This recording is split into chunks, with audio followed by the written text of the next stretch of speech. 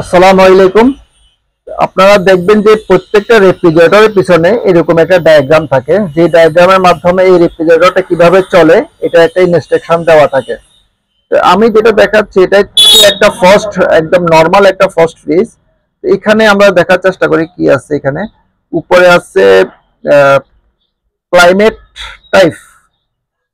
Climate type হচ্ছে টি।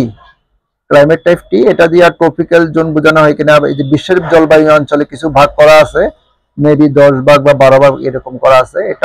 এটা একটা টি ভাগে পড়ছে।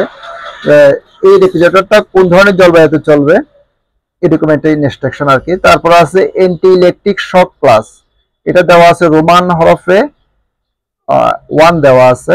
অর্থাৎ এটা দিয়ে বোঝানো হয় যে এটা ভালোভাবে ইনসুলেটিং করা আছে, এটা বিদ্যুৎ শক লাগবে না, এবং এটাতে আর্থিং করা আছে, এরকম কিছু বোঝানোর জন্য 1 ব্যবহার করা হয়। তো টোটাল ইফেক্টিভ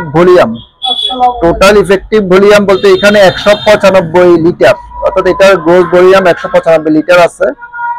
তারপরে রেটেড ভোল্টেজ, এটা 220 বা 220 থেকে 240 ভোল্ট, 220 থেকে 240 ভোল্ট এটা চলে। তো রেটেড ফ্রিকোয়েন্সি, এখানে 50 হার্জ বিদ্যুৎ প্রয়োজন হয়, কোনো কোনো দেশে অবশ্য 60 হার্জ আছে। তারপরে আছে gross input power wattage, 80 watt বিদ্যুৎ লাগবে, কনজিউম করে এই ফ্রিজটাতে। তারপরে লাইট পাওয়ার, ভিতরে যে লাইট ব্যবহার করেছে আলোর জন্য, যে 10 ওয়াট। তারপরে হচ্ছে স্টার, এখানে যে এই ফ্রিজটাতে কত স্টার মার্কিং হয় এরকম, এটা ব্যবসায়িক হিসাব থাকতে পারে। তারপর হচ্ছে কনজাম্পশন কিলো ওয়াট আওয়ার 24 ঘন্টার হিসাবে, তাহলে হচ্ছে 0.54, অর্থাৎ এটা 0.54 কিলোওয়াট বিদ্যুৎ এভারেজলি এটা গ্রহণ করে। ফ্রিজিং ক্যাপাসিটি কেজি পার, এখানে 24 আওয়ার, অর্থাৎ এটাতে এখানে 3 বোঝানো হয়েছে, অর্থাৎ এটা 3 কেজি সমপরিমাণকে এটা ফ্রিজ অর্থাৎ বরফ করে ফেলতে পারে 24 ঘন্টা সময়ের মধ্যে।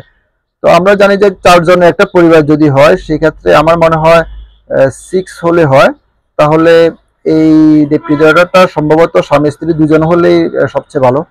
তো যাই হোক, রেফ্রিজারেন্ট চার্জ, অর্থাৎ এখানে যে গ্যাস ব্যবহার করা হয়েছে, হ্যাঁ, এই গ্যাসটা কি ব্যবহার করেছে, R600A।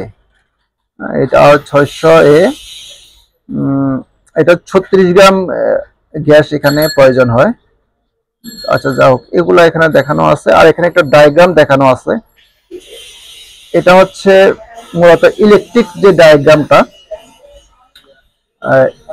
এখানে একটা কম্প্রেসর আছে, আবার এখানে এই যে থার্মোস্ট্যাট আছে, এখানে লাইট, এই যে লাইট এখানে দেখানো হয়েছে, হ্যাঁ, লাইট আছে, লাইট থেকে আসছে আবার যে ডোর সুইচ লাগা আছে, ডোর সুইচ।